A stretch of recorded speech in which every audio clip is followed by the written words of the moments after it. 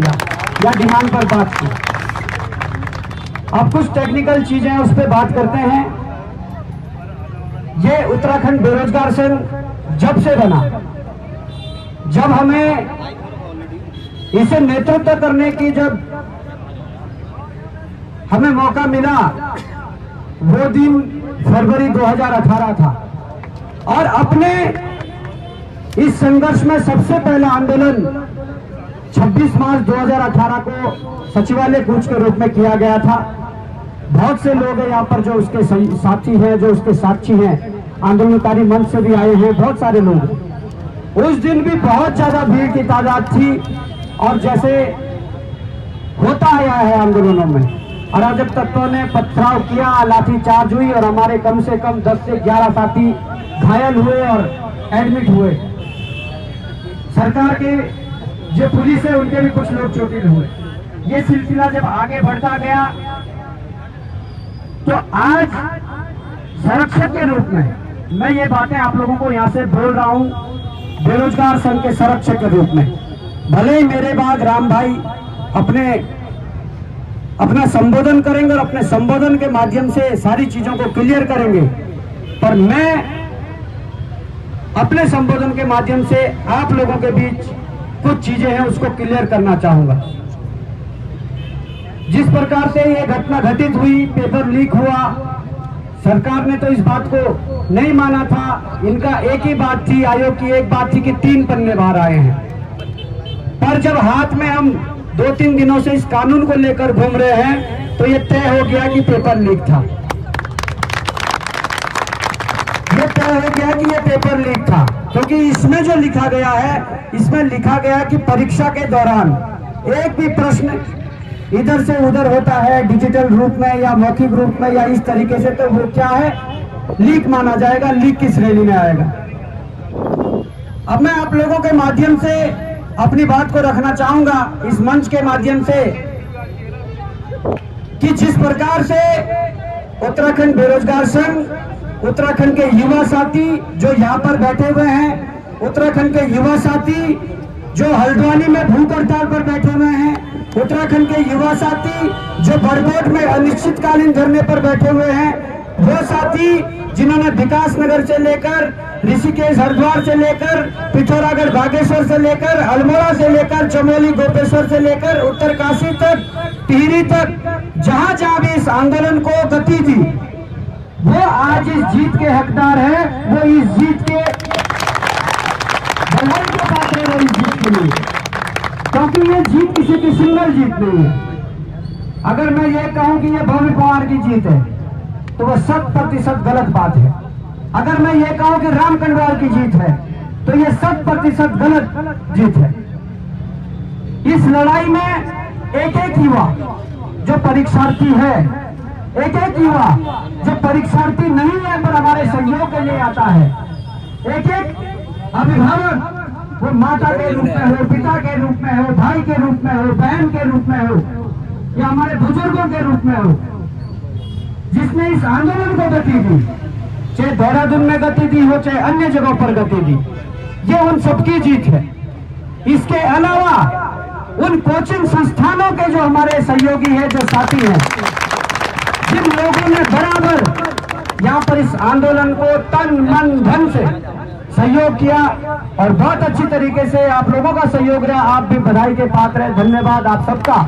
इसके अलावा कई सामाजिक संगठन, कई राजनीतिक दलों के व्यक्ति जिन्होंने इस आंदोलन को आगे बढ़ाने के लिए, इस आंदोलन को लड़ने के लिए जिन लोगों ने सहयोग किया, ये उन सबकी जीत है। और मैं मानता हूं कि अगर मुख्यमंत्री को धरना स्थल पर आना पड़ा, इसके पीछे कोई बहुत बड़ा कारण रहा होगा, इसके पीछे कोई बहुत बड़ा कारण रहा होगा और इसके पीछे का कारण हम और आप समझ सकते हैं। इसलिए समझ सकते हैं कि उनकी जो अंदरूनी जांच चल रही थी, उन्हें यह पता लग गया था कि पेपर को कैंसिल होना ही है। उन्हें यह पता लग चुका था कि जो सीबीआई जांच के जो स्वर है, गांव-गांव से, घर-घर से निकलने शुरू हो गए थे। जो सीबीआई जांच के जो स्वर है, वो दिल्ली में उनके ही सरकार में, चाहे लोकसभा के सदस्य हैं, चाहे पूर्व मुख्यमंत्री रहे हो या अन्य कोई उनके पार्टी के पदाधिकारी हो, ये स्वर उनकी जुबान से भी निकलने लगे थे कि अब सीबीआई जांच होनी चाहिए। तो मैं सबको धन्यवाद देना चाहता हूं जिसने भी सीबीआई जांच के पक्ष की बात की। उसमें चाहे इनके पार्टी के पदाधिकारी रहे हो, विपक्ष के लोग रहे हो या कोई भी छात्र छात्राएं रहे हो। अब बात यहाँ पर यह आती है कि यहाँ पर हजारों कैमरों की निगरानी में, हजारों आंखों की निगरानी में, हजारों कानों की निगरानी में, हजारों कानों ने सुना है जो बोला गया है। अगर इसके बाद भी धोखा होता है, अगर इसके बाद भी धोखा होता है तो बेरोजगार संघ या ये युवा कोई ऐसा नहीं है कि इनकी शक्ति खत्म कर दी गई है। मैं सरकार को चेताना चाहता हूं, ऐसा नहीं है कि हम आपका मान सम्मान नहीं रख रहे हैं, ऐसा नहीं है कि हम आपकी बात नहीं मान रहे हैं। हमें खुशी है कि जिस सीबीआई जांच के संघर्ष के लिए हम लोग लंबे समय से लड़ रहे थे, 2 साल तो एकता विहार के नाले में गुजारी, ये सपना था कि सीबीआई जांच हो, और हम लोगों ने इसलिए इस मांग को प्राथमिकता दी। और ये सीबीआई जांच के पीछे और भी तर्क है। कई लोग कटाक्ष करते थे, भौवी पवार बेरोजगार संघ क्यों पीछे हट जाते हैं हर बार सीबीआई जांच से। तो ये उन लोगों के लिए तमाचा है कि हम लोगों ने तो सीबीआई जांच होगी। दूसरी सबसे बड़ी बात, लोकतांत्रिक व्यवस्था में अपनी बात को मजबूती से रखने का हर एक व्यक्ति को अधिकार है। और ये उत्तराखंड की भूमि है, देवभूमि है। यहाँ के युवाओं ने अपने पूर्वजों से सीखा है, यहाँ के युवाओं ने अपने आंदोलनकारी माता पिता से सीखा है कि आंदोलन अपने हकों के लिए कैसे किए जाते हैं। उन आंदोलनों में कभी युवाओं को डराने के लिए, धमकाने के लिए मुकदमे लगा दिए जाते हैं। कई लोग कटाक्ष करते थे कि ये लोग आधे अधूरे में छोड़कर चले जाते हैं और युवाओं का भविष्य खराब होता है। तो हम लोगों ने वो भी साबित करके दिखाया। अगर किसी पढ़ने लिखने वाले युवा पर मुकदमा है, अगर किसी भी युवा पर मुकदमा है जो फॉर्म भर रहा है, जो पढ़ाई कर रहा है, वो युवा हमें सूची दे सकता है, अपने नाम दे सकता है, उनके मुकदमे वापस लेने की घोषणा यहाँ से हुई है। इसके अलावा आरक्षी भर्ती जो सबसे बड़ी, इसमें वर्दीधारी जो आते हैं, चाहे पुलिस हो, चाहे आबकारी हो या अन्य जो चीजें हैं जो इसमें भर्तियां हैं, उसमें जो इन्होंने संशोधन करके जो एज लिमिट को जो घटाया था, उस संबंध में बात की गई है कि उसमें बेरोजगार संघ आगे की लड़ाई लड़ेगा और आप लोगों को माननी पड़ेगी। उसमें भी उसका जिक्र हुआ है। बात रही पेपर कैंसिल होने की, बात परीक्षा को कैंसिल होने की है, तो मैं बताना चाहता हूं परीक्षा तो तब कैंसिल हो चुकी है जब आप लोगों ने नकल रोधी कानून बनाया है। पढ़े लिखे छात्र हैं, शाम तक एक एक के व्हाट्सएप पर यह चीज पहुंच दी जाएगी, ये पीडीएफ पहुंच दी जाएगी। और इस पीडीएफ में 5वां जो क्लॉज है जिसमें यह दर्शाया गया कि पेपर लीक होता क्या है, किस श्रेणी में पेपर लीक को रखा गया है। तो ये कानून उनका इस परीक्षा को निरस्त करने के लिए काफी है। पर इसके अलावा मैंने आज उठते ही 8 बजे जो एसआईटी की हेड है जुयाल जी, उनको कॉल किया। मैंने कहा मैं मिलने आ रहा हूँ, आप कहाँ हैं, कुछ बातें रखनी है।